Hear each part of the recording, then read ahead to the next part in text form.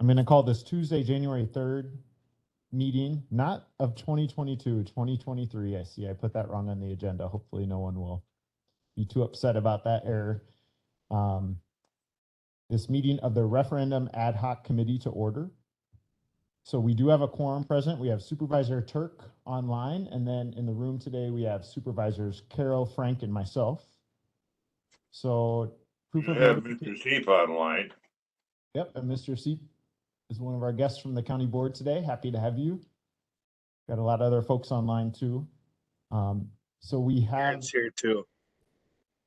Oh, Mr. Unbehind, you're here. Great. Yes, sir. Okay, so we have 5 out of 7 members. Is anyone else on the committee online joining us today? Okay, so we'll go ahead and carry on with our business. Agenda item number 2, proof of notification. The meeting was properly notified. It's down in the courthouse bulletin board, posted there. Agenda item number 3, agenda approval. We have a 9-point agenda today. So I'm looking for a motion to approve that agenda. I will so do that. Motion by Frank. I will second that. Second by Carol. All those in favor of the agenda, please say aye. Aye. Aye. Aye. Opposed, say no. Okay, that motion carries. Our agenda is approved. We'll go now to public comments. I know we have at least one member of the public who wishes to comment, so I'm going to have Alan Lenz. He's in the room here. He's approaching a microphone, and I know he wanted to speak to us. He says his comments are about 5 minutes in length, so we'll listen to Mr.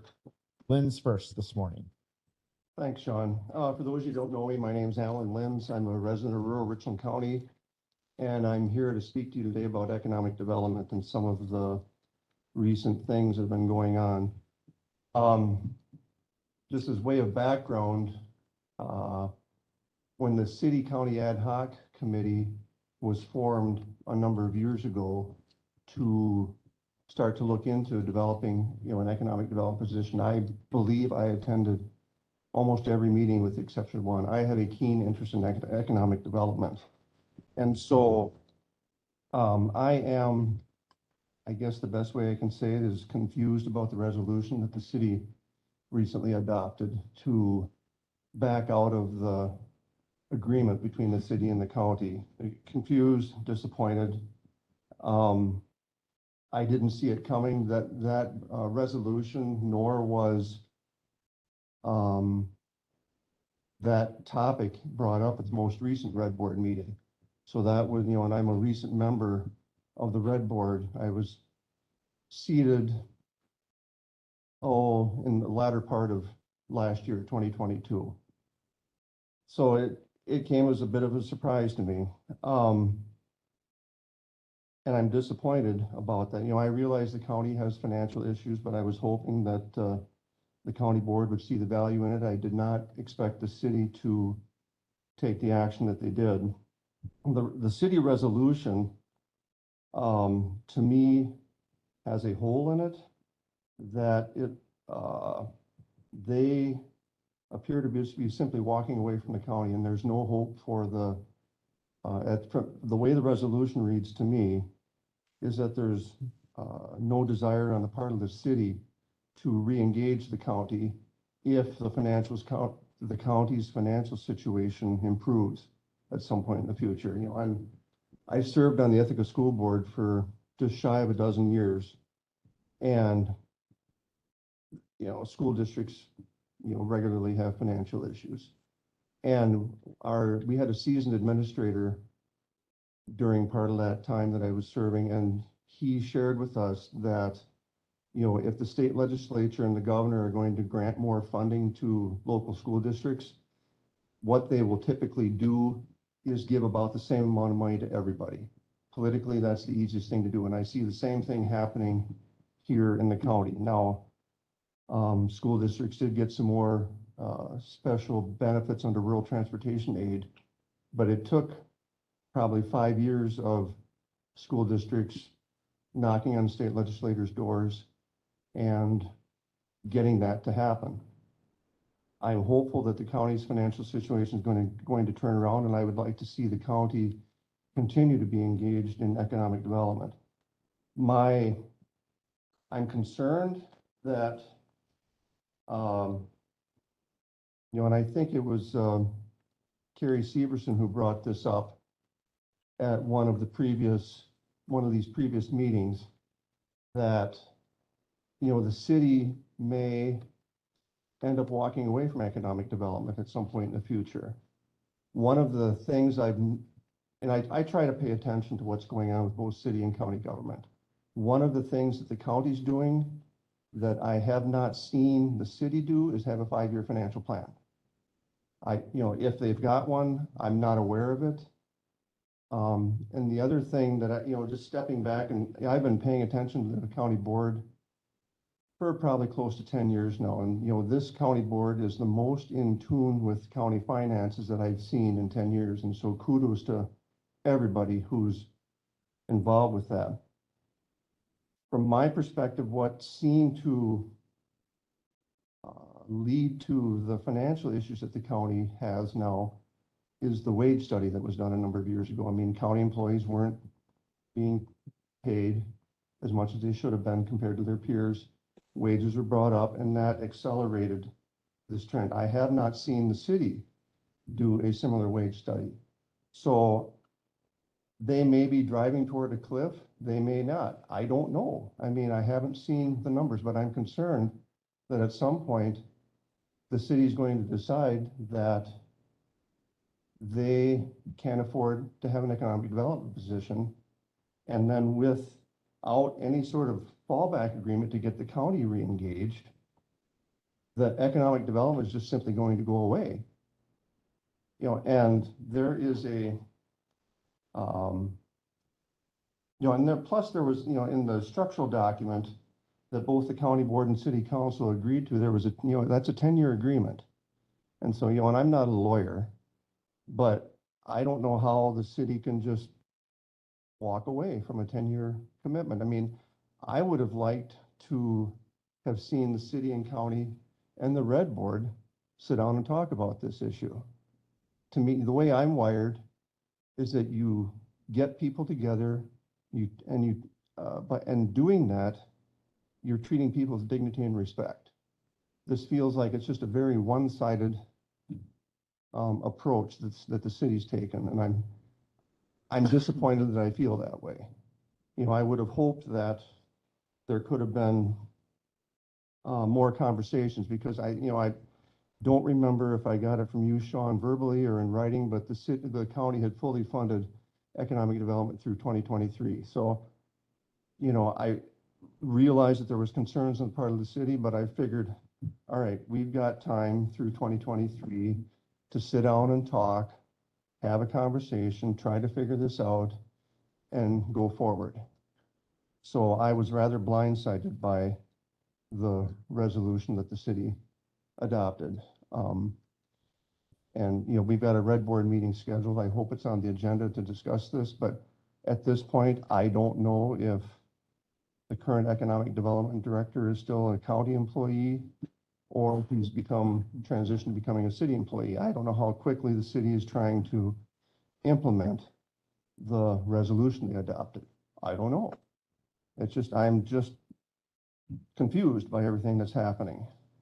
I'm also, we've heard how housing is the #1 issue, for, both here in the city of Richland Center and the county.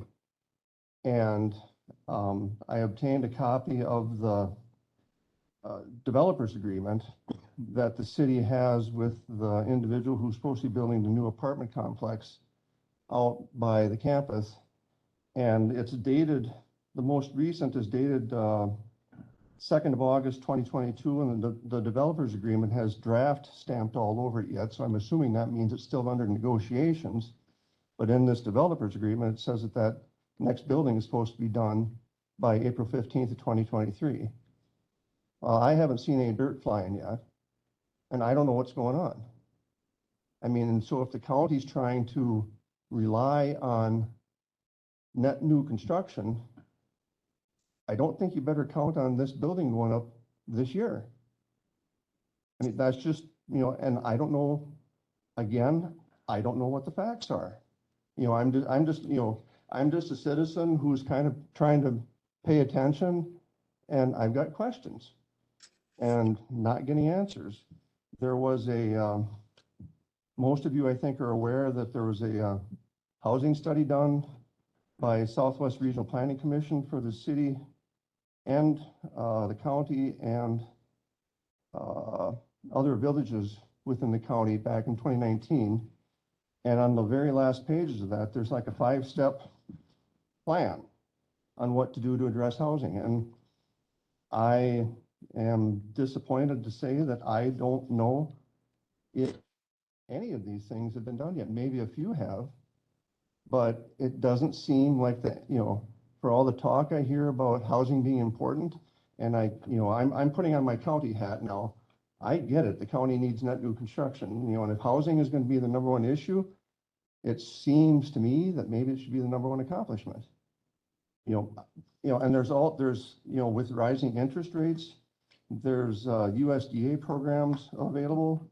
There's another program called 203K program for purchase and renovate loans. I mean, there's opportunities out there, for low interest loans, and I just don't see or hear that happening. And so, I mean, and just, I'm going to wrap up here now, but I would really urge this committee to try and figure out a way how to fully fund economic development 2024 and beyond, so the Red Board can continue, so I can sit on that board and ask these questions and try and get the focus down to what's, to housing, get construction going. So. Okay, so thank you, Mr. Lenz. Yeah. And so under our agenda item number 7, draft referendum report, Yes. economic development is within there. So when we get to that agenda item, the topic that you brought up might very well come up Yes. amongst us. So we can address it then. Yep. And then also, I think I told you this when we talked yesterday on the phone, but that just so everyone's aware, there's a meeting on Thursday of the Rules and Strategic Planning Committee. Yes. And this topic will be on that agenda because that committee has the responsibility of dealing with the committee structure document, of which the Red Board is one of our committees in that structure document. So we will be discussing it. Okay. It'll be properly aired fully, even though we might not address all of what you're talking about Yeah, today. That's fine. That meeting on Thursday at 10 a.m. will be another opportunity to more fully discuss the issues you're bringing up. Where is that meeting located? It will be in here, and Okay. it's also available on Okay. WebEx. All right. for All right. Thank you. or others to join. Yeah, thanks for taking the time to come and share your thoughts with us.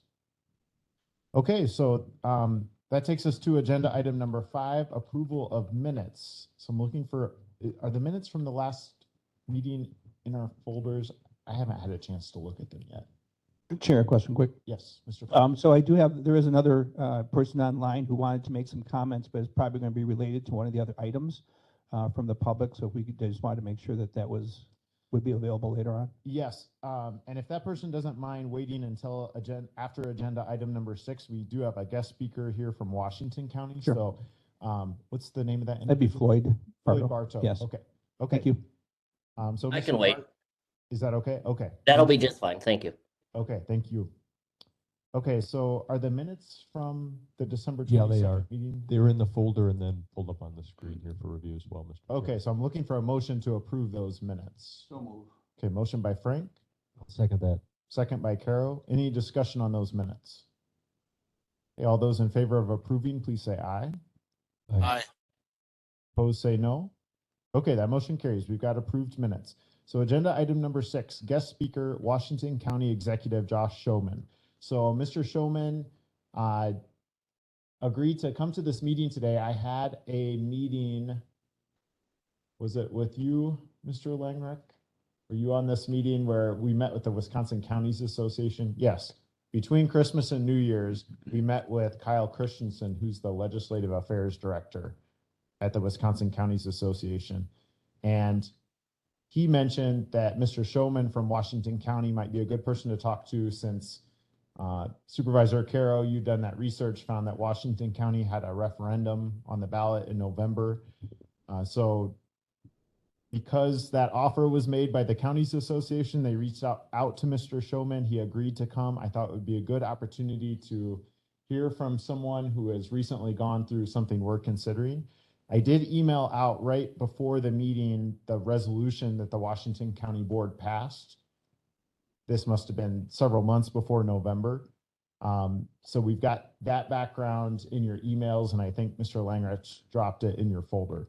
So Mr. Showman, thanks for coming, and we would just love to hear any background about how your referendum came to be, and maybe why you think it didn't pass. We'd love to hear any perspective of yours, and then other committee members may have other questions as well, but those are just a couple of things to get you going if you didn't already have a speech prepared. Yes, thank you. And thank you for having me. Kyle owes me several lunches for voluntolding me, but I'll take that up with WCA. Consider it part of your dues. No, I'm teasing. I'd be happy to talk to you about Washington County's what we call the anti-crime plan referendum, as well as my experience in the city of Princeton, Green Lake County, back in 2007. I went through a referendum process for an operating levy increase there. The Washington County anti-crime plan referendum was very specific to adding new positions. So it was an increase in operating expenses. The one in Princeton passed 55-45 back in 2007. The one in Washington County failed 56-44 for basically increasing the size of the sheriff's office in every division of the sheriff's office. I would say to you that in Washington County, that distinction between those two things was the reason why. My experience in Princeton, I had an opportunity to read through, I'm just referencing a computer screen on my left here. I had an opportunity to read through your a packet item that you guys forwarded me ahead of this meeting. It was referred to as referendum report, I guess. In that referendum report, I would say the situation in Princeton and Green Lake County was very similar to your situation as I read it here. Those two examples, I would say, are very similar to one another. I think the reason it didn't pass in Washington County was, well, there's multiple reasons, but if I had to distill it down to one 30-second answer, I would say it was an increase in the size of county government at a time when we were experiencing inflation and potentially a recession. And despite the fact that Milwaukee, by the time the referendum actually hit, Milwaukee had already passed the homicide record for the year before and the highest they'd ever had. People just were not willing to swallow another increase in expense. There's a much longer explanation that I think has everything to do with what your report begins to outline. The terrible nature of the referendum question that the legislature has dictated to us. It is very confusing. It puts the county in a position of defense before you're even able to explain the issue at hand. What I found over time was, we did essentially a full campaign, a lot of town hall meetings, a lot of one-on-one discussions. I went to almost every municipality's town board, city council meeting. At the beginning, a lot of arms crossed and scowling faces. By the end, standing rounds of applause. But in Washington County, I needed to get in front of 40,000 people in order to help them understand or convince them. I would say in Princeton, the same thing was true. There, it was just in the first few years after levy limits started. But before levy limits started and before my tenure, the city of Princeton had cut their levy in half without knowing that levy limits started a couple years later. So it was very much the same. I did lots of town hall meetings, everything short of door-to-door knocking. Went to a lot of associations, Rotary clubs, PTA meetings, things of that nature. A lot of explaining. And the advantage I had there was I didn't need to get in front of 40,000 people. That one passed. So I would suggest to you, I would suggest that figuring out what exactly it is you're asking for. When I know very little about your finances, but what I was able to ascertain in 15 minutes of reading your document, if you're going to ask for an operational levy, I would say, and the way I read it, it looks like the next 5 years is really kind of what you're looking at. I would be starting a campaign sooner rather than later of explaining to people what these levy limits have done to you. And quite honestly, Senator Mark Klein, if he doesn't already know, needs to understand basically 150% increase in operational levy, despite the fact that your new construction has stayed, or your operational levy has stayed essentially the same. So I could answer any questions you want. I've been through 2 of these. They're extraordinarily difficult. Taxpayers do not understand those equations, nor probably should they. But you have to give them some level of understanding. And as I read your document towards the end, and correct me if I'm wrong, it looked to me like you were contemplating Public Safety Committee taking up essentially a growth in the number of potentially dispatchers or corrections officers, as opposed to maybe an operational increase. That is the discerning difference between what Washington County ended up doing versus what City of Princeton did.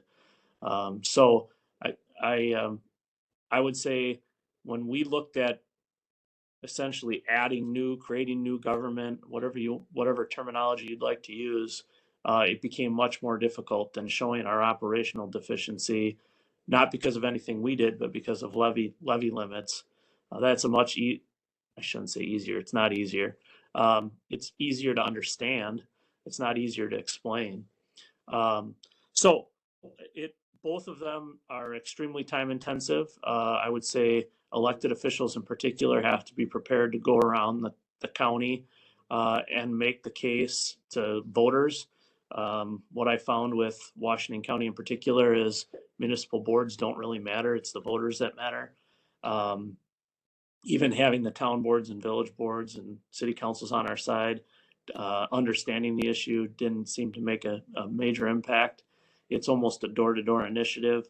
When I was administrator in Princeton, they basically made it my job to go around and explain it to people. So I would prepare for that as well. But again, I could go on ad nauseum if you'd like about any component of the process, including how our resolution worked and committee structure and things of that nature. But I assume you have lots of questions that I could probably spend our time better answering. Yeah, thank you, Mr. Showman. So yeah, I'll just turn it over to other committee members and see if they have questions here.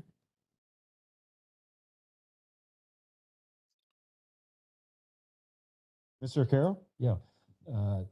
Thanks for your time, Josh. I was wondering if you could go through the timeline of when you folks recognized the need and started your information efforts to the public, and whether we are already behind the 8 ball on that. Yeah, good question. In both cases, we moved pretty rapidly, identified the issue, took it to committee, got it on a ballot, and went to election all within about 4 or 5 months. I would say to you that we moved too fast. However, in both cases, we really didn't have much of a choice as far as I was concerned. In the Washington County example, we were staring down what's happening in our neighboring county in Milwaukee County, and of course, the city of Milwaukee reducing police officers. I'm still very concerned about where things are at in that regard. In the case of the city of Princeton, they had cut their levy in half unwittingly with tax levy limits. they literally were on a path to bankruptcy. It was just a matter of time. So we also move fast. From what I read with your report, if it really is a 5-year window, I certainly wouldn't take 5 years, but I also wouldn't try to get it on an April 23 ballot if it were me. I'd probably shoot for somewhere in 24 or maybe even 25. And then I think it really boils down to, are you trying to pass a referendum, or are you trying to find out what the people of Richland County want? And I don't say that, I don't say that out of spite. I say that because you have to pick which ballot you want it on. A November ballot's going to get you the most voters in the greatest opinion, and an April ballot's going to get you less voters, but probably a more informed local electorate. In Princeton, I was on an April ballot. In Washington County, I was on a November ballot. April is much more manageable, but I think you could probably argue that you're not getting the full picture from your constituency. And then the other thing is whether or not you're going to run it as a true campaign versus really an informational, please tell us what you want. Those are all things that you have to work through. And the more press you have on it, the more information you're getting out to people ahead of time, the better off you are. Again, I would suggest if it were me doing it at this point, I would have a 12 to 18 month, maybe even a 24 month runway. Yeah, thank you, Josh. So can you tell me about your campaign? Did you contract with somebody? Did you social media? What was your plan for your campaigns in both cases? In the city of Princeton, I was the campaign. It was a community of 1,200 people.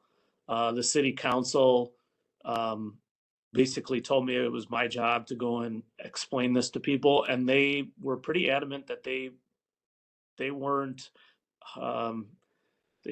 set on a yes or a no. It didn't matter to them. They wanted people to make the decision, but to have as much information as possible. So in a community of 1,200 people, it was much more manageable for me to get there and go through a PowerPoint presentation similar to the document that you guys have put together and explain it to individuals. That turned out to be very successful. People were not happy. I mean, there was lots of upset crowds, but I think it was easier to manage and explain it. In Washington County, we're much more suburban community. There's almost 140,000 people that live here. It proved to be much more difficult. We had the county government side, which we handled somewhat similarly, tried to hold town halls. I sent out newsletters. We sent out one informational piece, which can't be a vote yes or a vote no. It's got to be very much down the middle. Here's the facts. And then there was a campaign side as well that was advocating for a yes vote that had nothing to do with county government.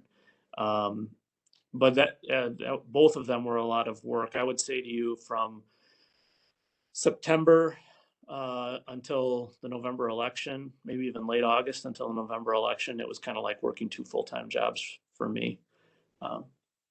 Does that answer your question? Yes, it does. So the outside agency that came in, they just came in and did their own motion, their own campaign, their own flyers? Yes. In Washington County, the campaign apparatus was a campaign, not a political action committee, but a referendum committee, which is spelled out in state law how that must happen, how fundraising must happen, what kind of disclaimers. I know there's other communities, City of Fond du Lac, for example, there's a firm that they hired. But when it's hired by the municipality or the county, you cannot advocate a yes or a no. It's simply got to be informational only. Great, thank you. Mr. Showman, did you have, this was a question from Mr. Lenz here in the room. Did you have any organized no campaign against the referendum in either case? In a truly organized, funded no campaign did not exist in either place. In Princeton, there was an organized no campaign in like not knocking door type of a campaign, but they never went one more step to formally create a committee or anything of that nature. Okay, and did you mention, I don't know if I missed this, what was the nature of the question? What was the purpose of the question in Princeton? How did you all word that in the ballot question? Yeah, great question. So both Washington County and Princeton were the tax levy increase language from statute. So they were not advisory; they're binding, and it's very very prescriptive. I think in your packet you have our question for Washington County. It basically spells out, and I don't have it right in front of me, but it basically spells out this is currently what the levy is. That new construction limits you to this percentage, probably around 1%, give or take. This proposal would increase by, in our case, 9.8% to fund the Washington County Anti-Crime Plan. The problem with that question, especially at the county level, but really just anybody, it implies a 10% increase. A taxpayer reads that and they think, oh my God, my tax bill is going to go up 10%. Of course, they don't realize that you're 1/5 or 1/6 of the tax bill.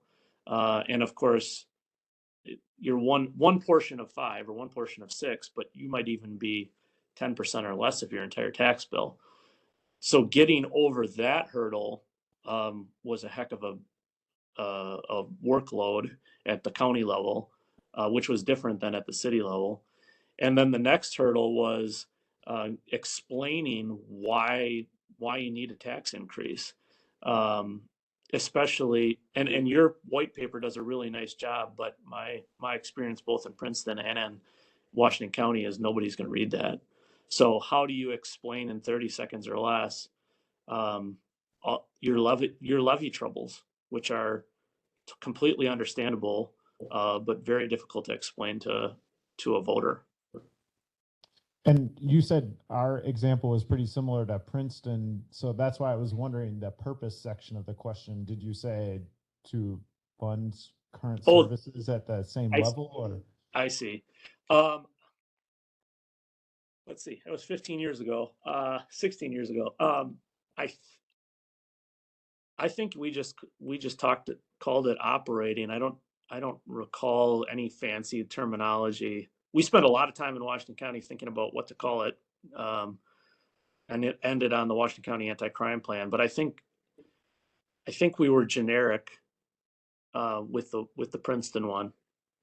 You know, it was a little bit easier there because I was able to explain to people that in 2005, the city council at the time cut the levy in half, and all this referendum was going to do was take it back to where it was. It was actually even less than that. We went down to an 87% increase. So that was how I got it down to, the 60-second, 30-second elevator speech. Mr. Chairman. Yes, Mr. Seek, go ahead. Thank you, Mr. Showman, for your presentation. Very professional, very helpful to us. It's very kind of you to come down and help out a poor county. I had two questions. I think just two, Mr. Chairman. One is, you mentioned that you were looking for funds to increase the staff in the sheriff's department. Is that correct? In Washington County? Yes. And the referendum failed. So as an alternative, what was your plan B? How did you solve that problem of staffing the sheriff's department? It's interesting that you called it Plan B because that's literally what we're calling it. it's on, I think, our Public Safety Committee's agenda this month. We're proposing to eliminate 12 positions elsewhere throughout the county. All of them right now are vacancies. And then shift all of that funding over to the sheriff's office. And it will fund maybe a third, 40% possibly, of what the referendum had proposed to fund. But there's a number of pretty significant changes to the way that we operate. I'll just give you a couple for instances. Our DARE program, the sheriff's department has run for many decades. The DARE program, the sheriff eliminated the DARE program. That was quite controversial. Our clerk, treasurer, and register of deeds office is proposing to go to 4/10s, Monday through Thursday, and closed on Fridays. I'm sure that'll be quite controversial. But basically, this is what we've been doing in Washington County for the last 9 years, is that kind of downsizing. Did you consider, Go ahead. did you consider short-term borrowing as a solution to the problem of staffing? We did not. I did see that you have done that. We talked about it briefly, but Washington County has been, long before my time, has been completely opposed to borrowing. We've only done it a couple times that I've been here, and both times I think it passed by 1 vote over the 3/4 vote requirement. So it's usually a complete last resort. Well, again, I think that is an issue that requires quite a bit of explaining, but once Yes. it's explained, I think it's understood pretty easily. The final question I had, and I did have 3, Mr. Chairman, and I thank you for your forbearance. My final question was, did your corporation counsel have a role, or did he or she prepare, because you say that the language is very limiting and prescriptive in the statutes? Did they prepare the referendum, or at least review and approve it and recommend it to the board for approval, or how did that go? Yeah, Corporation Counsel was involved from the start, helped Good. draft the resolution, and basically told us the only thing you get to change on that question is what is the purpose of the funds, which we chose Washington County Anti-Crime Plan, and the dollar amount you're going to ask for, which of course affects the percentage. But it's pretty prescriptive. You mentioned that elected officials cannot be involved in advocacy, yes or no? Is that correct? They cannot through county government. They can. Yes. They can through a campaign, but you have to create a campaign apparatus. And I mean, I'd certainly be happy to talk to anybody who's interested in that process. But it's a formalized process It is. that has to be legally approved. Yes, that's correct. The Wisconsin Election Commission, you have to work through them. Even the campaign finance issues that you deal with, I was working with the Wisconsin Election Commission, not our local clerk. So I, for example, as a county board member, cannot speak on behalf of the county board as an advocate, but I can associate with a campaign that is independent of the county board, is what you're saying. That's exactly right. Thank you. Thank you, Great Mr. question. Chairman. You're welcome. Great questions. Let me just check with Mr. Turk and Mr. Unbehan online. Since they're committee members, I want to see if they have any questions for Mr. Showman. No, I had no questions, Mr. Chair. Thank you. I'm good too. I'm good as well.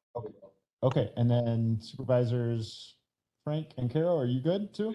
Okay, Mr. Showman, this has been super helpful. We're going to get into a lot of discussion now on that latest version of the report that you saw. So really appreciate your time and we needed to hear from someone who had gone through this. So this is very valuable to us.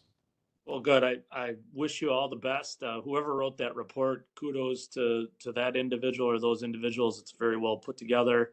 And I would just emphasize, if you decide to go down the path of a referendum, if you're really advocating one way or another, it really is another full-time job. So just be prepared for that. However, whatever path you go down, it's a lot of work, a lot of work. And I would also encourage you to make sure that your legislators are fully aware of, especially this white paper that you put together. What I have found is our legislators don't understand that level of nuance.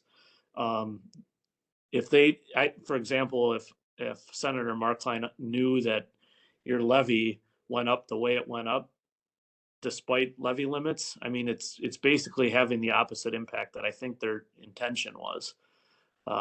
So I would highly encourage you to talk to them. Great advice. Thank you. We should probably do that. It requires some volume. Yes, I would also note, and I think your administrator can speak to this as well, that at the counties association, I'm the president of the executive is an administrators group, and we are in the process of advocating and lobbying for a significant change in shared revenue. And I would encourage you to get briefed on what that involves and includes. It's been in the press recently from Speaker Voss's office and Majority Leader Lemahieu as well. But I think that advocacy could go a long way in addition to the work that you're doing here. Yeah, we've been pretty involved. I mean, I guess for about this past 6 to 8 months, we've been definitely talking about shared revenue.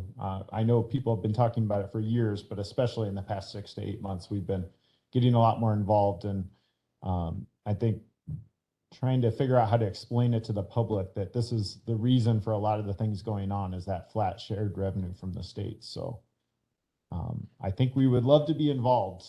Great. In that as a small rural county. So. Wonderful. Well, if there's anything else I can do to help, please don't hesitate to reach out. I've lived it twice, so I'm happy to help however I can. Okay, thanks again. Really appreciate it. You bet. Okay, any other thoughts on that before we move on to the next agenda item? Very All right. discussion, Mr. Chairman.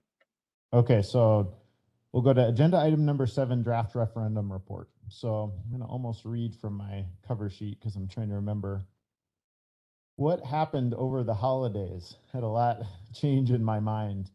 And I'm going to try to explain the nature of what happened. And there's several meaty things in the referendum report now that are changed. And I didn't anticipate this until what I did is I started looking up these other resolutions from Washington County and then from Forest County. And Forest County seemed to be fairly direct. And so I almost started writing our resolution following that model. And I got to the point in the Forest County resolution where it said something about, they described their purpose. And then they said, it's this paragraph right here that is up on the screen. Whereas 6 additional full-time employees would be required to operate the new 911 dispatch center, and the annual cost of retaining 6 full-time employees would be approximately $450,000. So they laid out, this is the exact purpose. This is the amount of money we need. So I went back to the purpose that I had drafted for you all at the last meeting, which took everything in the middle of the survey from Simon's Recreation down to nutrition program. And I added all those dollar amounts up, and this is what's highlighted in yellow in the cover sheet. And that only came to $315,000. Now we have a roughly, after all the voluntary deduction or reductions have been made by all these other committees, we have about a $2 million gap remaining. So I think what I did on December 22nd is I took half of that. And I said we could probably do about half with short-term borrowing, and we could do the other half with a referendum. But what Chair, oh yeah, when you say 2 million, that's in 2027? that's in 2027. Yeah, I think we need to be careful about when and what the gaps are in each year, so that, at least for me, it's helpful. Good point. Yes, and these are all from 2027 on the survey also that's in front of us, and that's what went to the county board. So yes, 2027.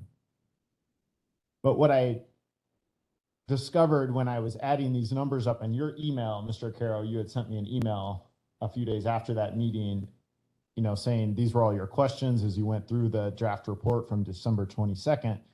And that was another reason I was adding things up. And so this was my mistake. The things I added up did not match what the purpose was in that draft question that we had from last time.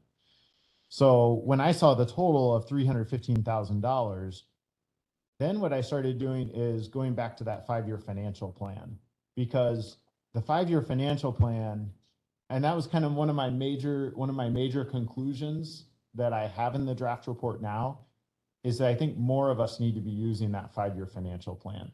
Because if we're really gonna, this is really the basis of everything we're doing. We as county board members, I think elected officials like the sheriff here and the other 5 or so we have, I think the department heads, I mean, Mr. Langreich obviously created that for us, but I think we all need to be using it as a tool. And several questions come up from people, you know, about, well, when is this happening? When is that happening? What were we thinking? It's all in the 5-year financial plan.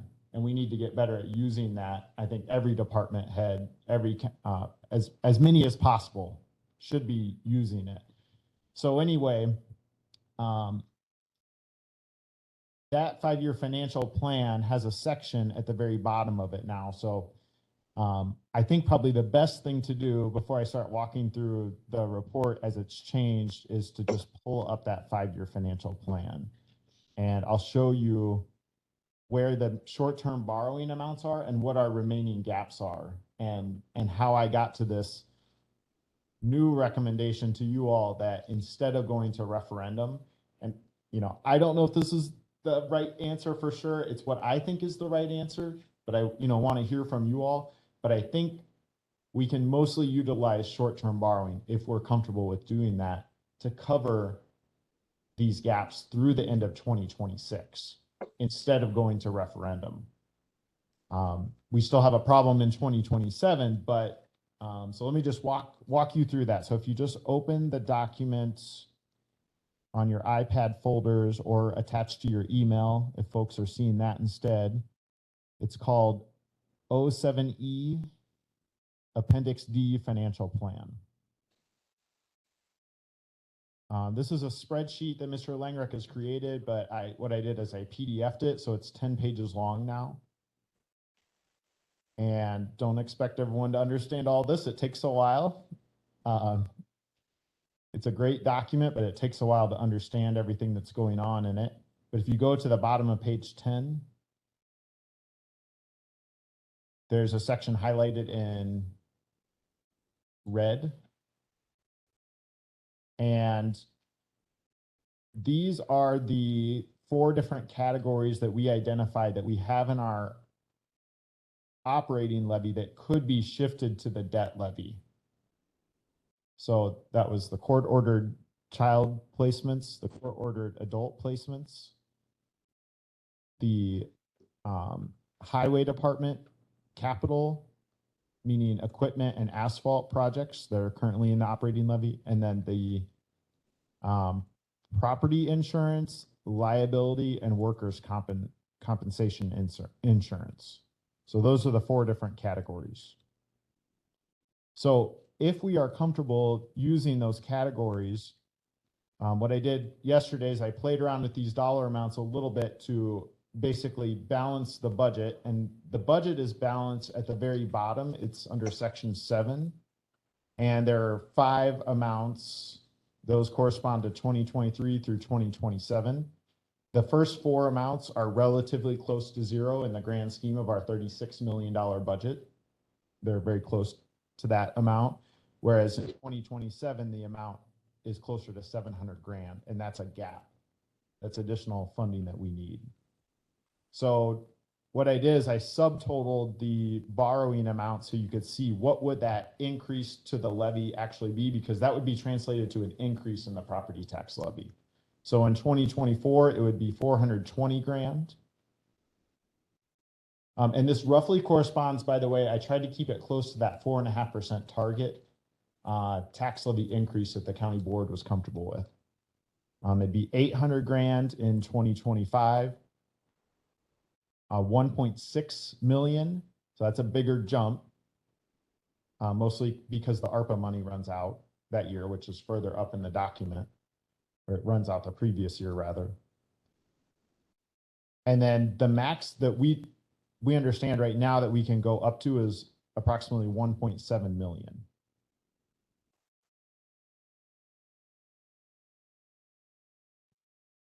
So does anyone have any questions about that before I go to the report and walk through that? Mr. Chairman, may I ask a question? Hold on just a second. Let's see if anyone on the committee first. Mr. Carroll. Yeah. And maybe this will be when you go back to the report, but I feel like what this does, it solves the problem, but essentially what it does is we increase our overall tax levy through our ability to do that through debt. And so we're kind of taking that decision ourselves instead of passing it out to the voters.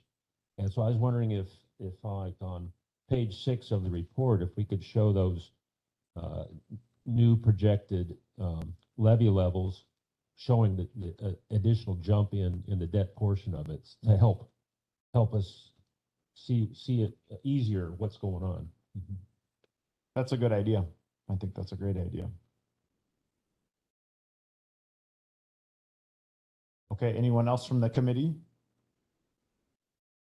Mr. Seep, go ahead. Mr. Chairman, maybe I missed this, but when you were talking about those 4 categories, did you address institutional placements as part of the borrowing idea? Yes, I did.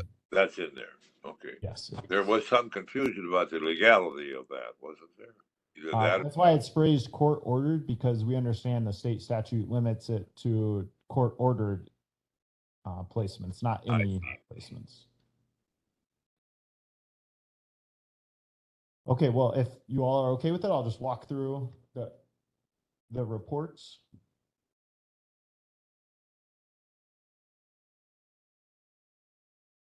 Did you read Trish Clement's note or her chat comment?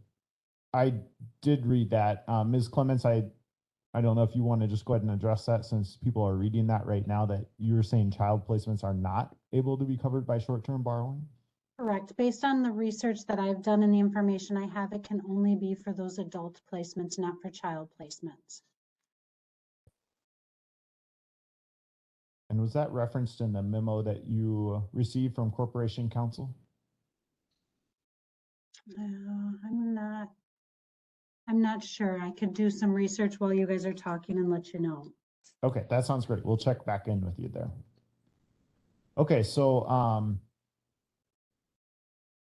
what I did then is I basically deleted the question from this, and I grouped those other things in the middle of the survey into these areas that we would be protecting from cuts, or basically protecting current service levels. So if you're on the 3rd page of the report, this is the executive summary.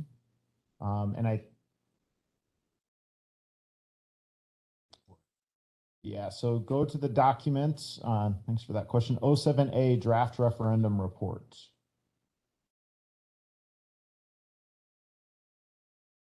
So it's got a cover sheet and a table of contents. And then on page 3, there's an executive summary.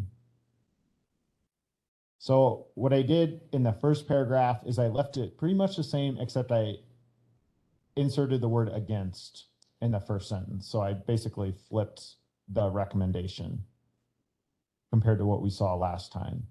I kept most of that first paragraph, except I added a new sentence at the end that says the county board can also shift certain operating expenses to the debt levy, which does not require approval by voters.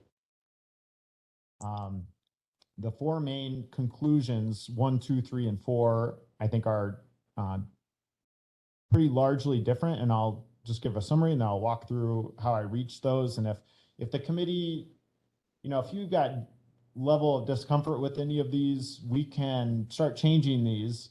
And I can kind of help, say people don't like the idea of developing a referendum question by the Public Safety Standing Committee. It's in the executive summary, it's in the resolution, and then there's a description later. So we could figure out how to change these things as we go through it. But with point number 1, that's what I was just mentioning, that I shifted the things from the middle of the survey from the county board. So that's everything from Simon's Recreation down to the nutrition program into this bullet point. We used to just have it as the sheriff's department and register and probate. And I added those other departments in after I totaled those dollar amounts up and found that we could cover those, the short-term borrowing. The second one is I'm a little concerned that if I know there's a lot of talk right now of increasing shared revenues, and I put in here a recommendation to have the county board commit to reducing planned property tax increases in direct proportion to those state shared revenue increases if the state decides to increase those above their current projections. And my thinking here is that I keep seeing information coming out about this. It's really in the news a lot now. And I think the figure is something like it used to cover 1/3 of all of our costs in Richland County. Now it's down to 1/10. So it has really kind of forced us into this situation of increasing property taxes because the state used to give us more of our income taxes and our sales taxes back to run the government. But I went back into the state budget 20 years last week, and I looked at the total dollar amount that the state has allocated for shared revenues, and it has stayed flat for the entire state. So they divvied up a little different according to this formula, but they have not been raising that amount of money for at least 20 years. And then someone sent me an article saying it had been going on for 30 years now. So that's why we're getting so much pressure on our property tax. And I wish we could get this message out more to the public that because they're not increasing them over there in Madison, here in a little tiny county like ours, we're increasing property taxes, and it's directly related to that. And if they would just give us the money, we would not have to raise the property taxes as much. So that's why I put the recommendation in there. If we make that commitment to the public and we say, we will, if they give us more money, we will not raise the taxes as much as we're planning on doing. We'll use that money. There's downsides to that too, though. So that's number 2. Number 3 is adopting the 5-year financial plan as an official planning document of the county. And there's some reasons listed out there about why to do that. And then number 4 is shifting the development of a referendum question to the Public Safety Committee to address the longstanding issue of the 911 dispatch center being within the confines of the jail. That came from when I was reviewing that Forest County question. I saw that's what they went to referendum for. I know that Sheriff Porter and previous time Sheriff Bindle have been coming to us year after year asking for money, saying that we have to deal with this. It's in our strategic plan to some extent. It was successful in Forest County. It sounds like it wasn't in Washington County, although I don't know that it was for the same exact reasons. So that's why I added it in there as a potential way we could perhaps go to referendum. So that's everything on page 3. Just interrupt me if you need to. On page 4 is a draft resolution where I took several of those points up above and I expound on them, but a lot of this is just pulled from what we've done, and it's pulled from later in the report. And so I just tried to make sure those 4 main points were kind of represented in the resolution here.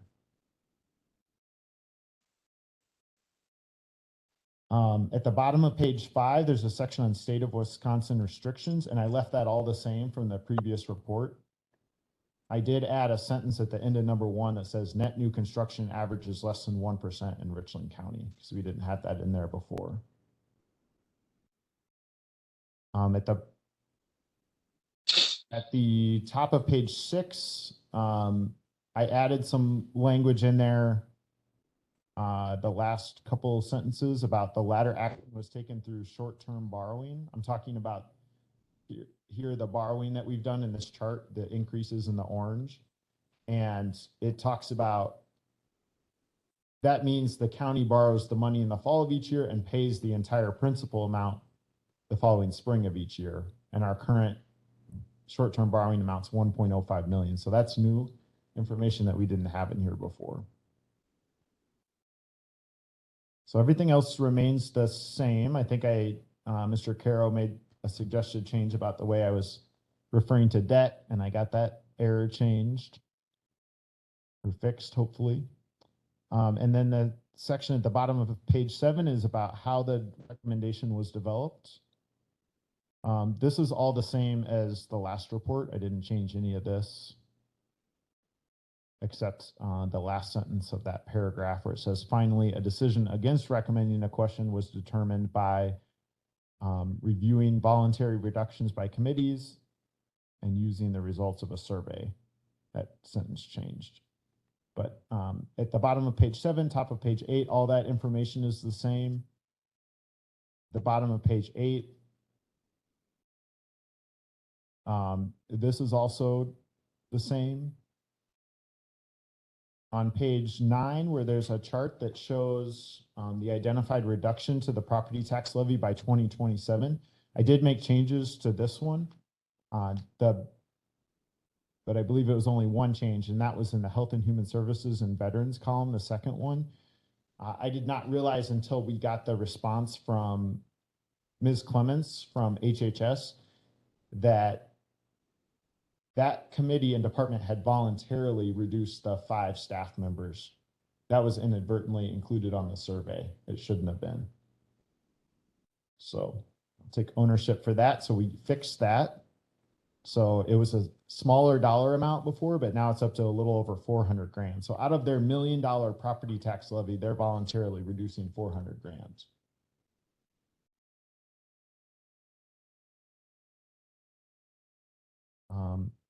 Then the county board survey section, that's the same at the bottom of page 9, top of page 10. I included a sentence in the middle of page 10 about that error with elimination of 5 full-time positions being in the survey. And then if we scroll down to page 11, that's probably the part where I made the most changes. And this is where I talk about that Richland County currently has 1.7 million in operating expenses that can be shifted to the debt levy. Because of all those voluntary reductions made through this process, the 5-year financial plan is balanced between 2024 and 2026, also because of the short-term borrowing amounts. So it was 2 things that really led us to this. We had enough departments like especially like Pine Valley and HHS, those were the biggest. They saved us almost 800 grand in 2027 with their voluntary reductions. But we have other departments that made voluntary reductions too. The Sheriff's Department, Land and Zoning. There are too many to mention. A lot of them did it, even down to the smallest one, like the fairgrounds. Those things all helped us. It brought us within this realm of possibility where we can do short-term borrowing to cover those costs through 2026. And then the first shortfall, it's highlighted in red on this chart. It's a little hard to see, but it's that figure we looked at before, the 700 grand figure. And then at the bottom of page 11, there's a little section on shared revenues, and that a little more explanation as to how we could pass the savings on to property taxpayers through at least 2026. And these are the current projections from the Department of Revenue about increases to our shared revenue. So while it's a negative figure, that's because the way the 5-year financial plan is written, negative figures are basically extra income coming in or reduced expenses, whereas positive figures are less income coming in or more expenses. So by 2027, DOR is projecting a $30,000 increase. Does that sound right, Mr. Langrett? Okay, it's right in front of us on the bottom of page 11, but I'm just reading your notes that are in the 5-year financial plan. It If says, that's taken from the plan, then that's where we're at, okay, best knowledge at the time. okay. And then at the top of page 12, there's a new section here on how could we address that budget shortfall in 2027. So I just started throwing out some ideas here that I think could help us. And I wasn't trying to pick on any departments. I was just throwing out ideas that were coming into my mind.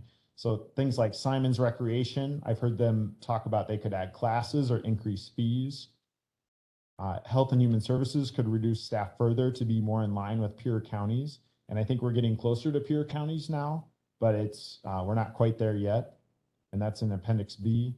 We could advocate for increased state highway aids, which I think also have been flat from the state. And that affects our highway funding, how much of our tax levy we have to put into our highways. Pine Valley could increase its profits above 2022 and beyond their voluntary reduction that is shown in figure 3. So they're projecting they can get to $750,000 in profits by 2027. Maybe if they make these changes with bringing in migrant workers to fill some of the vacancies they've had a hard time filling, maybe they can get above that. So just another thing to throw out there. The housing development behind the campus, say we go forward with that and we're able to get those houses in and more property taxes come in than what's projected at 40 grand currently. That's another way. But I think probably the paragraph that I probably feel the strongest about is under those bullet points. And I'll just read this one. Above all, a culture of collaboration between committees and departments should be fostered over the coming years. The 5-year financial plan is the primary tool that can be used to make this happen. It should be adopted by the county board. All county officials and department heads should be encouraged to utilize the plan to balance priorities, monitor commitments, increase revenues, decrease expenses, and plan for changes to the property tax levy. I think collaboration is what's going to get us to a solution in 2027. I'll stop talking and let you all share your thoughts and reactions.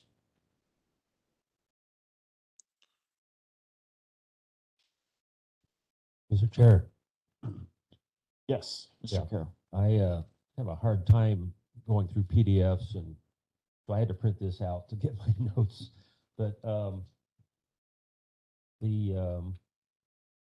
again, I like I was saying, it'd be nice to have a chart updated to show the increase in the total levy projected out through 2027 with these added short-term borrowings. But just for now, for speaking purposes, roughly what kind of numbers are we talking about? In other words, going from around 10 million right now to where would we be, and what percent increase does that sound like to the levy? Yeah, so if we go back to the bottom of page 10 of the document 07E, the total dollar amount added to the levy in 2027 using this draft would be 1.683 million. And that's in short-term borrowing. So that's what, roughly 14-15%? So what I would do is I would go, I think you're right. I think that sounds right to me. What I would do also, I kept checking it against that survey that the county board took. And if you go, that's in the, let's see, that's in the reports. So that's in document 07A. Just find the page number. It would be at top of page 10. It's the chart that has the green highlighted 4.55%. So if we went with the average of the county board members, we would have just over a $2 million increase to the levy by 2027. What the short-term borrowing does is it gets us up probably, what is that, about 80% of the way to 1.683 million. Okay. So it doesn't get us all of the way. Now, another way we could handle this is, and I thought about this, and maybe it's the best way to go, I don't know. But the amount for those services in the middle of the survey that the county board ranked is about 300 grand. So, you know, we could ask the public to fund that 300 grand portion, that last 300 grand that would get us to that 4.5% annual increase in the levy.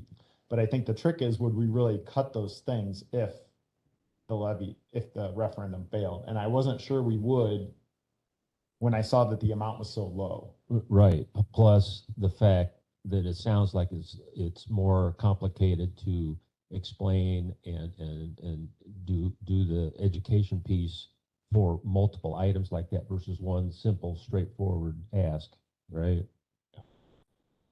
And we have the ability to fund it ourselves in next year in 2024. Yeah. So would we ask for money in 2024 and then the voters find out, oh, they're going to do it anyway? You know, that doesn't quite sound right, is how it felt to me. But Mr. Frank? Yeah, so I agree it doesn't sound right, but then there's so many variables that we don't know that could come in between that time frame that can change that. So I guess going back to page 3, your comments, question 2, commitment to reduce. Mr. Chairman, I couldn't hear Mr. Frank. Okay, can you hear me now? It's on. Checking, can you hear me? Can you hear me now?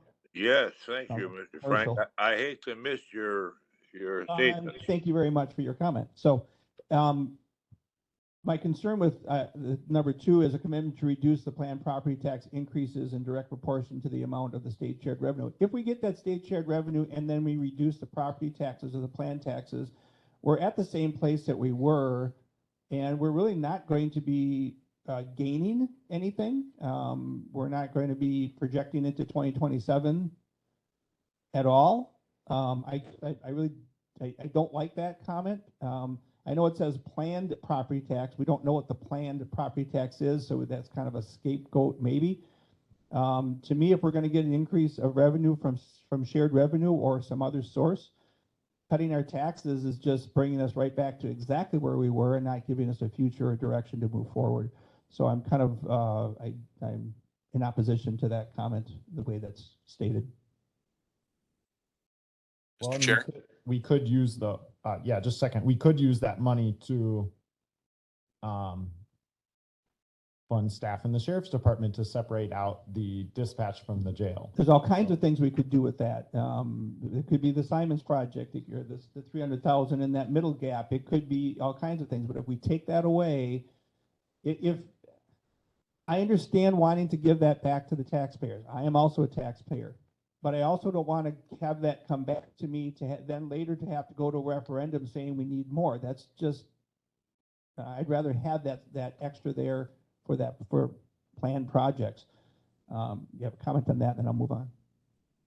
No, Mr. Turk, go ahead. Oh, Mr. Unless, Turk. yeah, we'll go to Mr. Turk and then come back to you if you've got anything else. Thank you, Mr. Chair. I was going to echo Supervisor Frank's concerns that it would seem to me that if we were going to move in this direction of fully utilizing short-term borrowing to, lessen the necessity for a referendum, we'd want to be in a position to give ourselves the most future flexibility possible. And while there's all kinds of talk about how shared revenue might be enhanced or increased, we need to be wary that perhaps those increases might be temporary, or that the discussion evolves such that, more urban areas wind up getting more than we do out here in rural. So that may take away our future flexibility and impair us, much the way our guest speaker was talking about what the city of Princeton did to themselves. Very well intended, but then wound up having to go to referendum because they put themselves in an incredibly bad position. So that would be my concern. So I share Supervisor Frank's sentiments. Okay, thank you. All right, so next question then, and I'm gonna toss this at Clint as the comment, and then while he's thinking about it, move on to something else. So the numbers in reviewing the numbers that Supervisor Sean had looked at, there were some corrections. Are those accurate now? Are you comfortable with that, with those corrections? Does that kind of make sense what question I'm asking?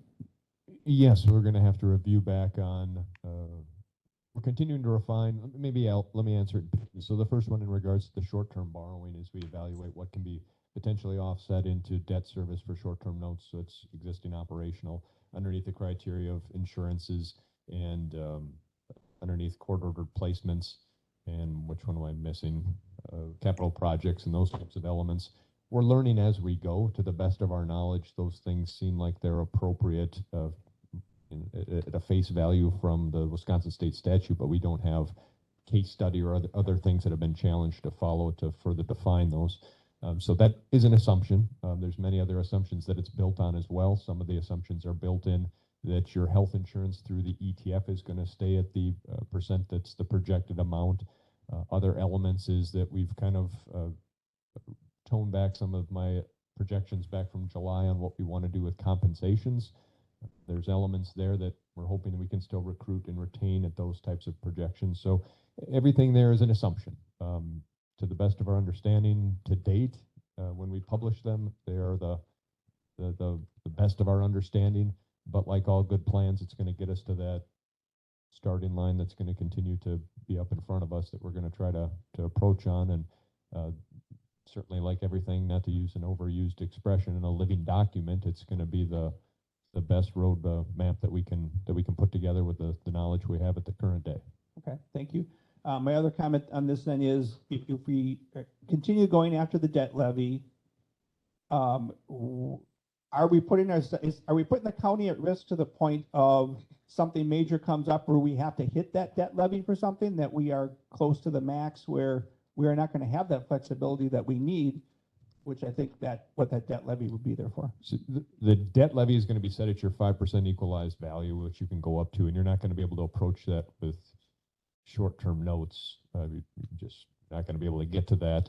The short-term notes are going to be queued into what you're limited for capital improvement projects and for judge placements and insurances and those elements of it.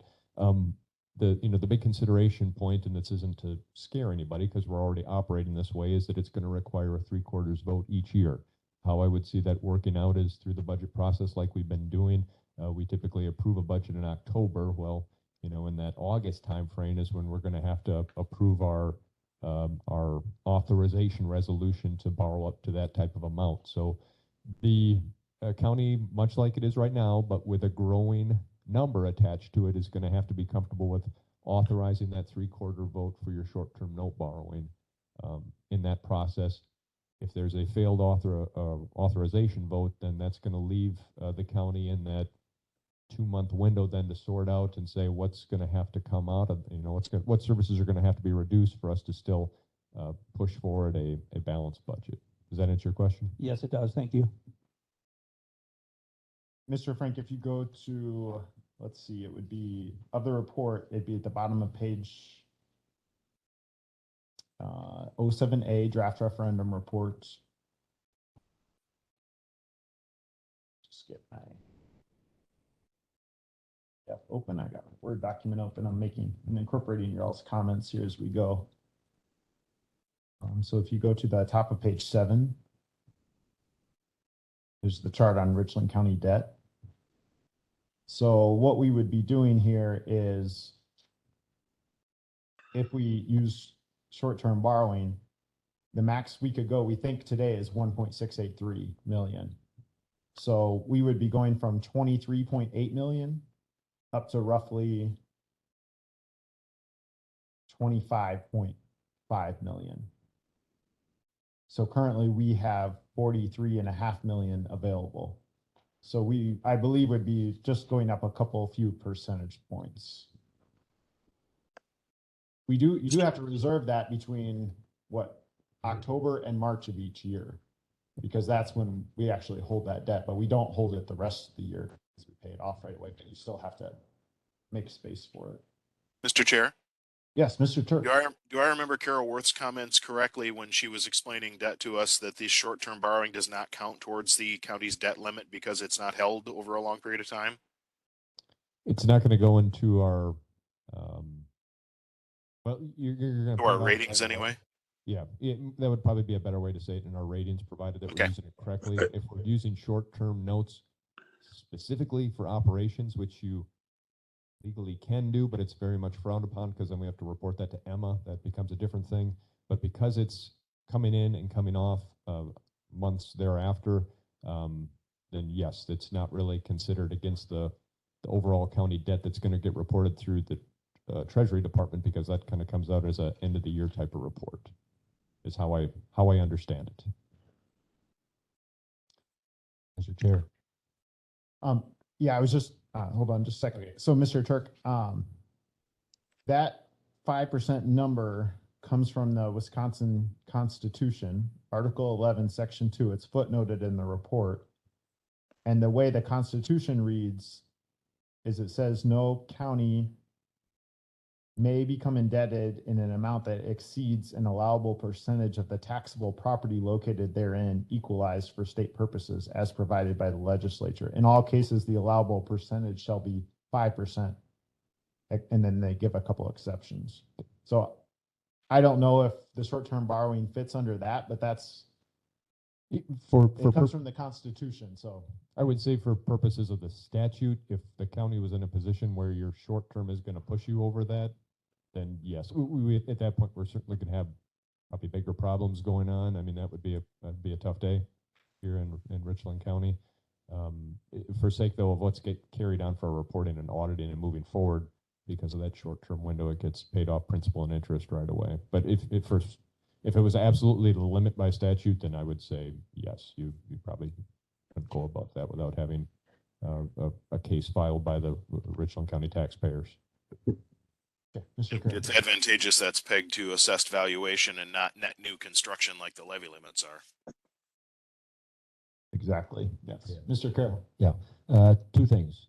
One question I'd had, and I haven't heard response back, is I'm concerned about both our participation in RED and the Southwest Wisconsin Regional Planning, in that we need to improve. By the way, with us having gone to having an administrator where Clint has enabled us to look further ahead, to create a 5-year look ahead, those are all good things. But I feel like Southwest Wisconsin Regional Planning as well as RED are also in that same vein, where they're helping us look further ahead instead of putting out today's fires. And I was just wondering if there's any way we could still get those back into our plan. I can't find what we've said about SW, and so I don't know if it's in or out right now. But I'm just throwing that out there, that if there's any way, I think we should try to remain participating in those two things. And my second thing is, I guess I hadn't heard much about the 9/11 center and the dispatcher issue. I know about it, but it has been part of our conversations. So I just wondered, could we do a quick refresher on why that is going to be part of this resolution, or do we want to have it be a separate topic for the board? Okay, so maybe we could handle them in order. So the first one, Southwest Regional Planning. So what I've been doing is I go to the PDF, because I have all these questions too, and people are throwing the questions at me. I just do a Control F search on a word, and I used regional, and it took me to page 9. And Clint's probably got it pulled up here. It's row 34.01 on the bottom of page 9. And because there are no dollar amounts here, that means there's no change from the 2022 budget. Oh, is that what it means? Yes, So we are funding it. yes. That's what's currently in your Okay. the plan here on the. And then what about RED? Currently, it's in at right now. You'll see the line above that at 3 point. Oh, that is not 3. That's 33.90 above it. That it has a reduction in 2024 of a full reduction in the city taking it on is what's anticipated on this plan. If that changes, the numbers change, and then the plan is altered, and we have to adjust accordingly. But that's where it's currently presumed as a presumption. Every volunteer reduction, reduction that came from any committee, we included it in this plan. We did not say, oh, we won't include that one, we'll include this one. Now, maybe it didn't come from the red board though. So that is an issue I think that maybe we do need to sort out, and maybe that dollar amount then would change because it did not come from a committee. Because we've just been taking things in from committees. We've been pretty much, there might be another, the Public Works I don't think it's public works. go through everything. I know, but did you Oh, all you mean- approve everything that came through your, so I mean, there's some yeah. other exceptions too, but, in general, when anyone offered a reduction, sometimes it was a department head that did it too. We incorporated it into the plan. That's fairly, yep, I would say most of it came through a committee process. Other ones with timing elements and actions from our partners and all these types of things are, again, what we think maybe is the best looking outcome based on the actions that are on the table.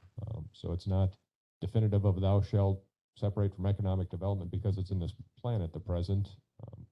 If the county board adopts a plan, it might grow to be more of a framework on which decisions then are going to be pointed to, but at the present, it's kind of a presumption type of a plan.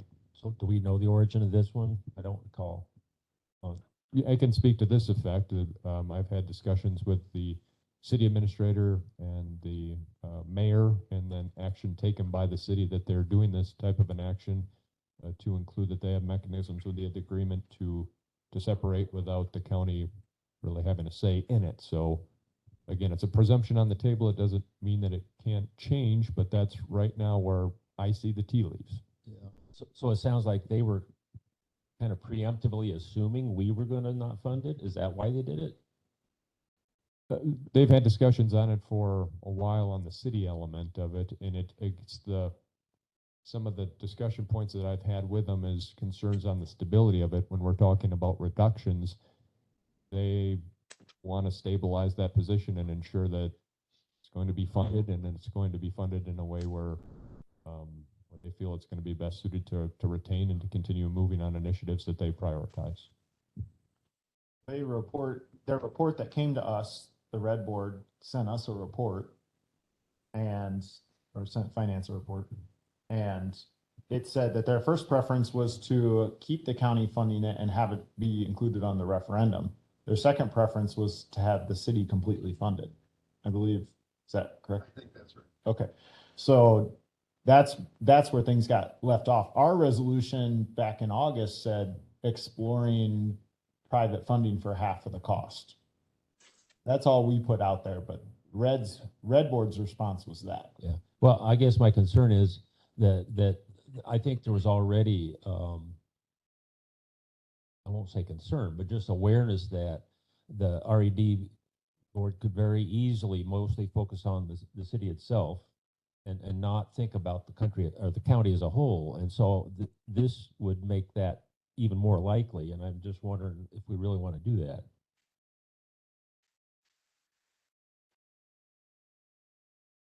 Yeah, I personally agree with that. And I think what we could do is under that line, we could take it to half of that amount, because that's what our resolution stated in August, that we wanted them to explore half that. And Pine Valley did that. They're now giving us half. They got up to that half of their mortgage payments amount. But then we need to make adjustments further down at the bottom of page 10, if we're going to do something like that. And with a small dollar amount like that, it's not too terribly challenging, but in the grand scheme of the $36 million budget, but it becomes a matter of then are we going, we just have to practice some control and some collaboration so that doesn't start happening everywhere else in the budget. Well, right. And you're right. The tendency for any other function to say, what about me? But this is a little different because it is a collaboration with someone, with the city, with somebody else where we had a commitment. Now, so between our last meeting and today's meeting, I went through the five-year financial plan more slowly and carefully than I did before the December 22nd meeting. And we did make a couple other changes to it. We pulled out some other items that there wasn't consistency. Can you remind me, Mr. Langreck? I can't, it was something about extension. Did we pull out Simon's because some things were included from the voluntary? I'm misremembering. No, I think you're on it. Some of the adjustments were to Simon's that we still had underneath here as a reduction as a presumption that they were going to enter into kind of like a nonprofit type of an entity.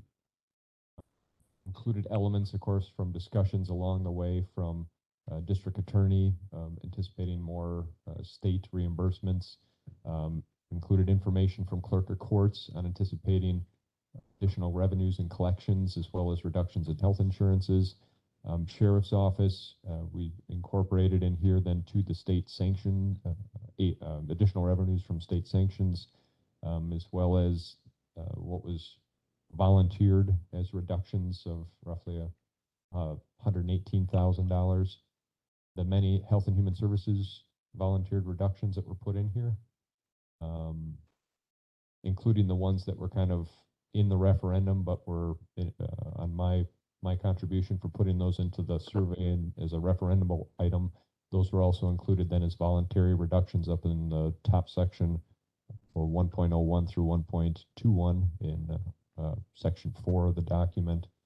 Some other elements here. So all voluntary reductions are included in the financial plan, but all other reductions are not included in the financial plan. We are assuming that those costs will be the same as they were in 2022, going out into these future 5 years.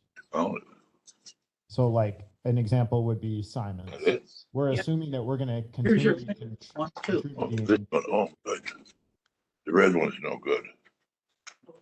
$37,000 a year for Simon's. That's what that action of taking that out did, because it was still in there at our last meeting and we pulled it out so that it would be accurate. Same with extension. I think maybe that was the other one. That was not a voluntary reduction. It was still in here showing that it would be reduced over the compared to the 2022 budget. So we pulled it out so that it would be accurate. So no other reduction is included in the 5-year financial plan at this point. So kind of to your point, Mr. Frank, you said, are these numbers accurate? So me and Clint went through it and I had several questions, and it takes some time, you know, and like he's saying also, it's an evolving, continuing document. But if we don't have accountability, if we don't have collaboration, if we're not looking for new ways to bring in additional revenue by 2027 and kind of getting ready for that year, we're going to be in trouble. We'll financially not be in a very good position if we don't use this document as an honest back and forth between everybody about what was committed to in early 2023 about what we would do for the next 5 years. It's not a very clean and easy document to look at and to be able to interpret what's going on, but with what we have, the tools we have in the toolbox right now, it's what we have to best thing to try to lay a map in front of us. So if I wanted to try to promote the idea of making sure or seeing if we could fund our half of the RED, do I have to make a formal motion, or do we just say we're going to tweak the spreadsheet, or how do we do that? I think you should make a motion just to make sure we're on the same page as a committee. Is that something that ends up finance dealing with? Is the motion directed to finance from here? I guess that's my question, if that should be. Well, the 5-year financial plan is included as an appendix to the report. If we forward the report on, the 5-year financial plan will go as is, but if we make an amendment to it, then the 5-year financial plan changes. I think it's best to usually do that, because otherwise, what if it's just Steve's opinion and then Right. We want to make sure the committee agrees. And that's why I wasn't sure how to proceed. I think we're gonna have a series of amendments here is kind of what I'm Okay, hearing. all right. So let's handle your next issue, because your next issue was the dispatch center Correct. combined with the jail. So I did not read the last paragraph of the report. I won't read it now, but if you go to the last paragraph of the report, there's a section on future referendum for Richland County. So one thing I did notice from your research, Mr. Carroll, from this past election, is that it did seem like it was a theme that in many communities where they had public safety on the ballot, and it was an increase in existing public safety funding, whether it was a police department, a fire department, or an ambulance, they did mostly seem to pass. Now I know Washington County is an exception, but between that and then that Forest County resolution that I started using to write the resolution at first before I changed my mind, it made me think of our current sheriff and the previous sheriff and how they kept bringing this up. Now, I did call Supervisor Luck yesterday to say, what do you think about this whole issue? And so,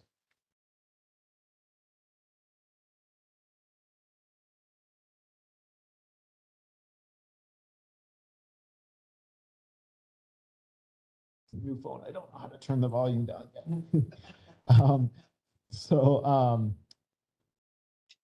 So when I went to this, I talked to Supervisor Luck about it. I said, what do you think about this idea if the Public Safety Committee took this on like they did up in Forest County? Because that's where their referendum came from. She mentioned the strategic plan and how she said, this is already in the strategic plan. I don't know how we're going to deal with it, given that the amount of debt we already have with the nursing home. The idea in the strategic plan was to basically look at building a new facility. And she said, this is what she told me about her opinion, that she was open to something like this because it would be a little bit of a different take on it. This is about increasing staff levels, and they did do some remodeling in Forest County as well. They did not build a new facility. They did some remodeling. So I think the potential point of this could be for that committee to explore what that could look like. It doesn't necessarily have to be a 10 million, 20 million, whatever $1 million new building. It could potentially be a staff change. So I talked to Sheriff Porter yesterday too. I called him and I said, can you just roughly tell me how many staff you think it might be? And he gave me a number that was somewhat in the ballpark with Forest County. It was a little higher than Forest County, but we don't need to get into details with all that, but we could say, Public Safety Committee, you should look into this because other counties have been doing public safety referendums. They have been largely successful. So that's why I threw it in here. That's the background. Okay. So county has multiple other needs as well, but the reason you honed in on this is because it looks like one that's more likely to be able to execute. Yes. Okay.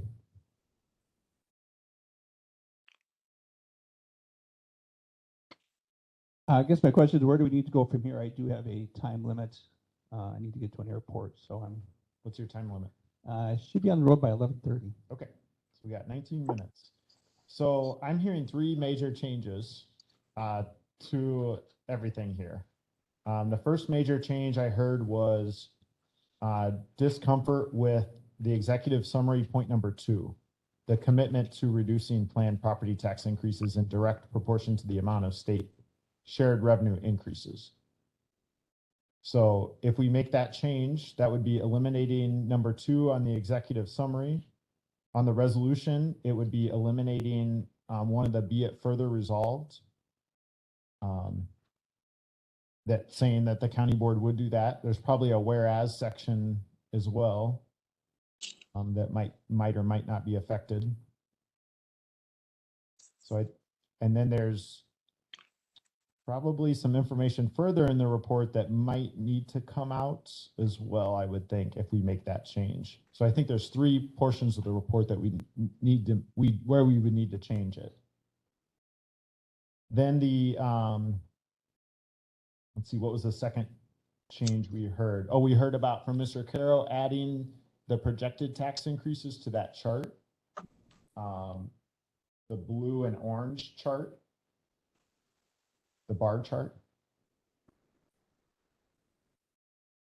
And then, thank you, the red board, changing the amount in the 5-year financial plan to be half of the current amount instead of the entire amount. I feel like there was one other one.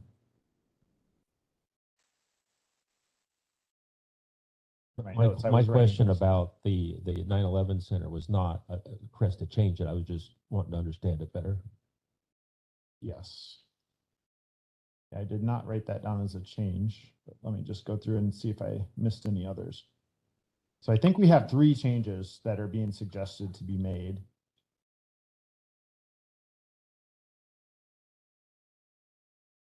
Chairman Murphy Lopez? Yes, is that Ms. Clements? It is, it is.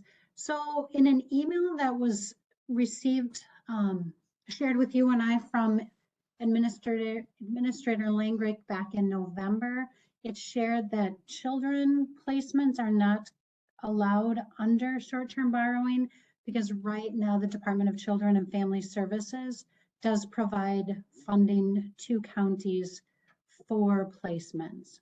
It typically doesn't cover it in any county, but there is placement funds covered, and so it is not allowed through short-term borrowing. Can I ask a question quick?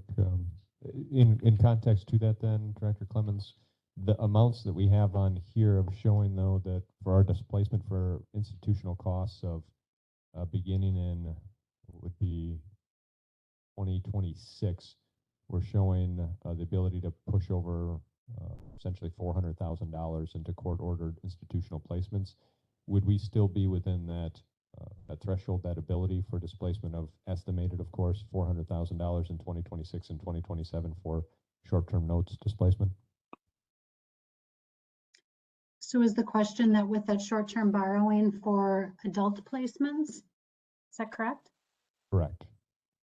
So right now for court-ordered placements that could go towards short-term borrowing that we have at this point in time would be about $635,000. Thank you. And that's all adult placements? Yes. Okay. So it sounds like we have actually more wiggle room than, how did we arrive at this $400,000 figure, 200 grand each? It sounds like now you're saying we could be 635 grand just on the adult placement side, court order placements. I thought you were trying to be conservative at some point. I thought I saw some communication going across my email about that. So at one point in time with our Chapter 51 placements, they amount to about $350,000 a year. Those are actual court-ordered placements where the judge says they must be in placement. We have an individual who has recently returned to the community. He is ordered to be in a placement by the courts. There is 0 flexibility there, and his placement cost per year is about $285,000. And so that's where we came up with the $635,000 number. So that has recently increased due to that additional placement. When we were looking at our long-range plan and trying to decide what to go to referendum, that wasn't based on what could go to short-term borrowing. That was really based off of changes that we felt we could make internally to try to cut the cost of placements, knowing that it's really hard to guesstimate how that's going to be because we're dealing with people.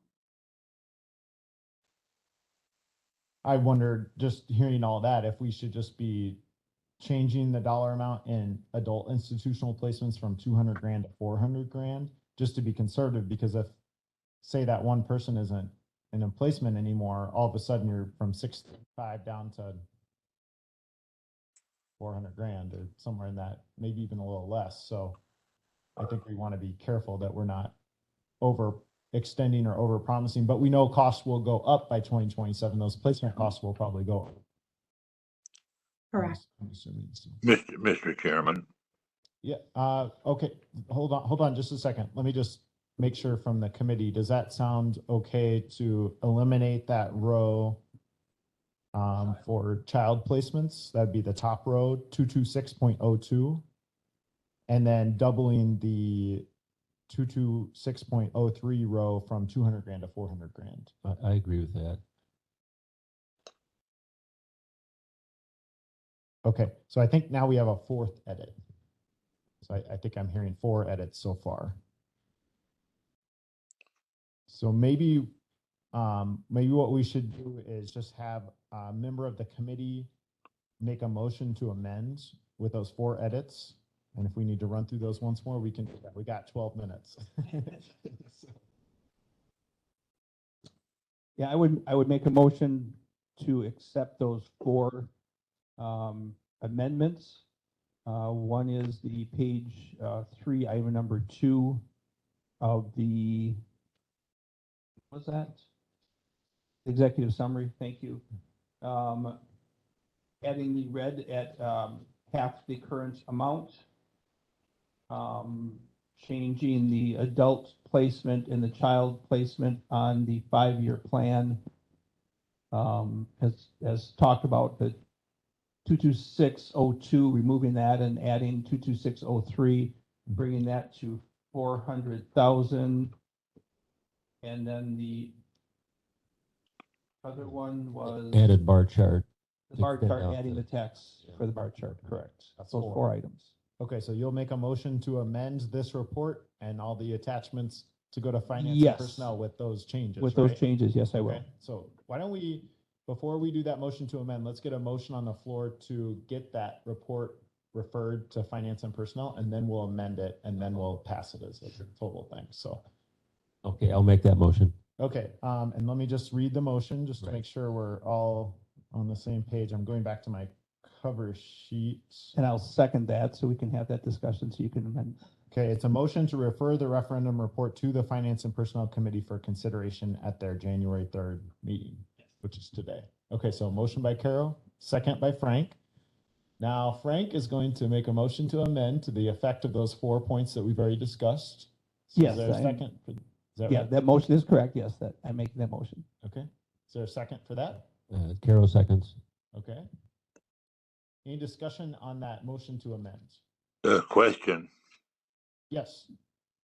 Mr. Chairman, does the implementation and approval of any of these amendments in any way impinge upon the county's statutory authority to control staffing in terms of numbers and hours? Yes, you called me about that earlier today and I forgot. So the way that I think Mr. Seep is concerned that he wants to make sure the county board has flexibility each budget season to deviate from the 5-year financial plan if the county board decides to do that for any reason. And obviously the 5-year financial plan is a living document and it is changing. So one way we could handle that is we could add a section to the resolution reaffirming that we have statutory authority to set staffing levels. So that. Yes, we could. And the statute says we have the statutory authority to set those levels, regardless of whether we put it in a document or not, it's still there. Well, I think it's important to communicate that to people so there are no misunderstandings. And it relates to the fact that we do budgets on an annualized basis, not on a 5-year basis. We make projections on 5 years. And the decisions about staffing and all other personnel decisions related to the budget I would think would be made in the process of making up the budget. The county has that, not only that authority, but it has that duty by statute to control the number of employees and the staffing. Am I correct, Mr. Chairman? I believe you're correct, yes. Okay, any other discussion on the motion to amend? Okay, Ms. Dole, if you could take a roll call on this one and on the other one, just since we have people online, I just want to make sure we have enough votes. So wait, which one are we doing? We're voting on the motion to amend first. Okay, So this is the motion to amend those 4 different changes. Okay, motion to amend. Carol, aye. Murphy Lopez, Aye. Frank, Aye. Turk, Aye. Umbehound, Aye. all voting aye. Okay, so that motion to amend passes, and then now we have an amended motion to refer this report to the Finance and Personnel Committee with those 4 changes, which I'll be working on between now and 5 p.m. I need your help a little bit. So let's do a roll call vote on that then, please. We're doing it on the original motion as has been amended. Murphy Lopez, Aye. Frank, Aye. Turk, Aye. Umbehound, Aye. Carroll, Aye. all voting aye. Okay, thank you, Ms. Dole. So that will go to Finance and Personnel this afternoon. So make sure to tune in there if you want to hear the discussion about it there. And then let's see. I don't know if we're ever going to have a future agenda. It's our next agenda item here. I'm not sure if the committee will be meeting again. But are there any future agenda items in the case that in the event that we do meet that anyone wants to share?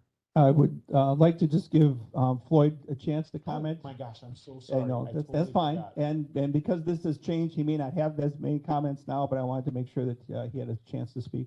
Yes, Mr. Bartow, please go ahead. My apologies. That was my fault. That's okay, thank you. So I just wanted to touch on the drafted referendum question that was published in the Observer last week. And I'm glad I had the chance to listen to Mr. Shulman from Washington County, because that was my concern to Mr. Frank, was the voters knowing exactly what you are asking for when you draft the question. I understand there's state protocol that has to be followed, but I think the way it's drafted, it seems that it could be perceived as you're only asking for 1.2215 million over those course of those 3 years total. I think it needs to be a little worded so that it's a little more clear, and possibly when you come to the amounts, maybe actually putting those amounts in for each fiscal year. That way it's not it's not perceived to be less than what is actually the amount to the voters.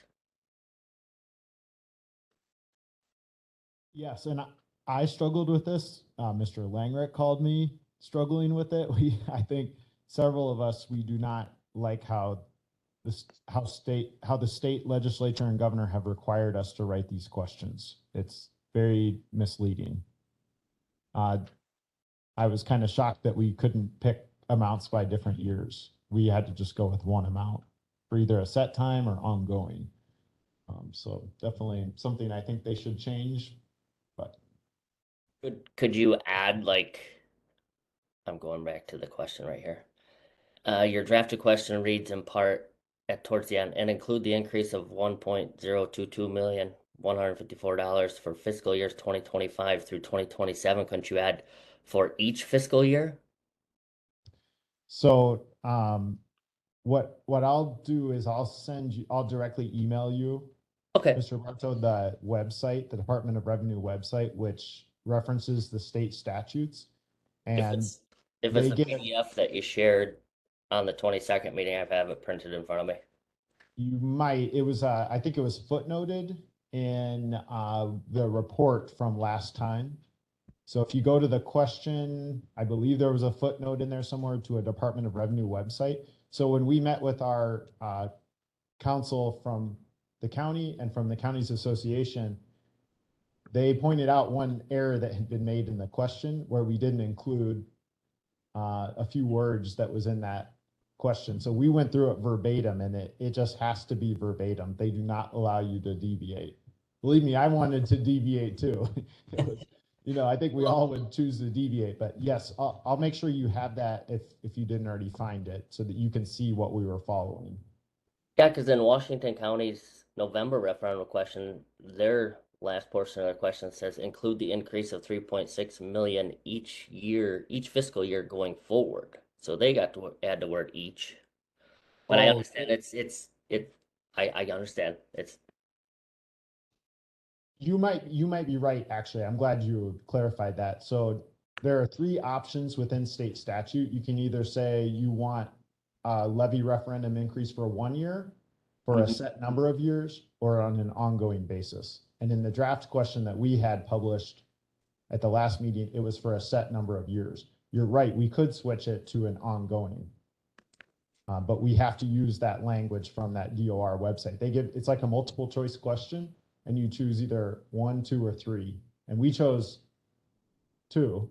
We could have gone with 3, like with what you're saying. It's somewhat of a moot point now because we're not recommending a referendum question, but that's Right. I just wanted to touch on that. That was, and I think Mr. Showman from Washington County, it'd be a great asset if you are going to move forward with referendum. I don't know how much he wants to be involved, but he definitely seems to know. He's been through this rodeo, so to speak, a few times. So yes, for sure. Well, thank you for sharing your comments, and thank you for sitting through the whole meeting. And you're very thanks kind for to not letting me interrupt. speak. Thank you. Of course. Okay, any other future agenda items? Mr. Carroll? I'd move to adjourn. Okay, a motion to adjourn by Carol, second by Frank. All those in favor, please say aye. Aye. Aye. Okay, thank you, Mr. Turk, Mr. Unbehan, everyone else in the room, online. Really appreciate it. Thank you for a very good